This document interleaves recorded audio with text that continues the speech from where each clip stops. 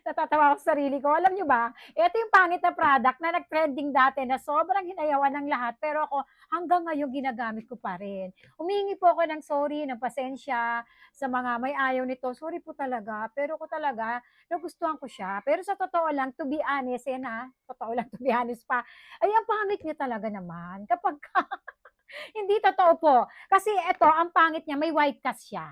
Oo, tapos para siyang pintura, totoo. Ang hirap niya i-blend. Alam mo yung pag nilagay mo sa braso mo, sa mukha mo, parang siyang multo.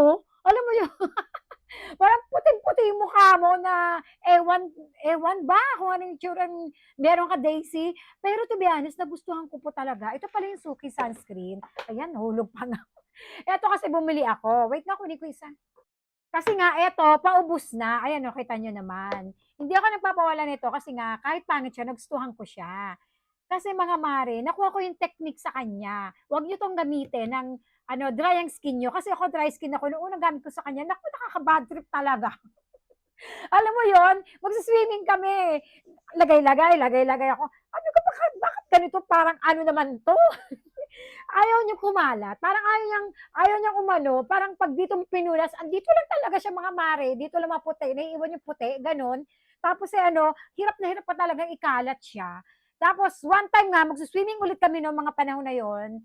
Naubos yung sunscreen namin. No choice, ito na lang talaga yung gagamitin ko.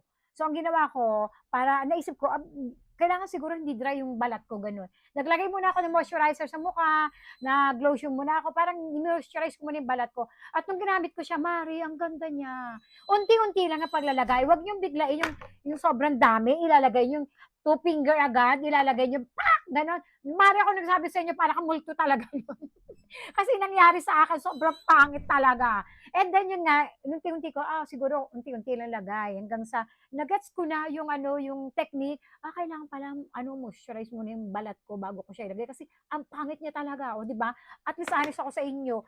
Pero mga mare, kahit pangit siya, ito yung pangit na nagustuhan ko at hanggang ngayon ginagamit ko pa rin mga mare. Kasi ang ganda ng glow niya sa balat ko. Ako kasi mapeklat. Ang pangit ng balat ko, mga mare. Pero feel na feel ko talaga na nag-short ako. So, para mag-glow-glow ang aking binte, eto, kita nyo, ang pangit ng balat ko. Para mag-glow-glow yan, naglalagay talaga ako nito. Tingnan nyo, ha? Lagay tayong konti. Nag-lotion naman ako ng kaunti, kanina pang umaga. Pero papakita ko sa inyo. Ayan, oh. Ganyan siya mga mare, oh. Kapag nag-lotion ka, na-moisturize yung balat mo, madali siyang i-blend. Pero kapag ka super dry ng balat mo, ay mare, ako nagsabi sa inyo, nangyari sa akin, parang eng-eng. Alam niyo, pag dito ko naglagay, nakagano lang talaga, ang hirap niyang i-blend. Ayun ako. Di ba? Mag-glow siya mga mare. Kaya sabi ko, nung nakuha ko yung technique sa kanya, ay, eto na, hindi ko na siya tatanggalin. Kaya hanggang ngayon, eto, gumagamit ako. Alam niyo ba, nakasagsagan ng trending to, takot ako. Kasi baka makita yung video ko at iba siya ko. Kasi nga gumagamit na ako nito noon pa. So ngayon, eto lang. Totoo naman yung mga sinabi niyo noon na may white cast, pangit. Kahit nga ako nagsabi pangit pero nagustuhan ko siya. Kasi nga nakuha ko yung technique. Huwag niyong biglain yung paglalagay kasi magiging multo kayo.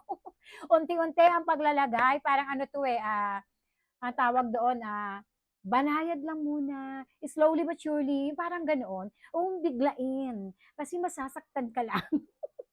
So, yun lang. Na-share ko lang naman sa inyo na okay naman pala to si Suki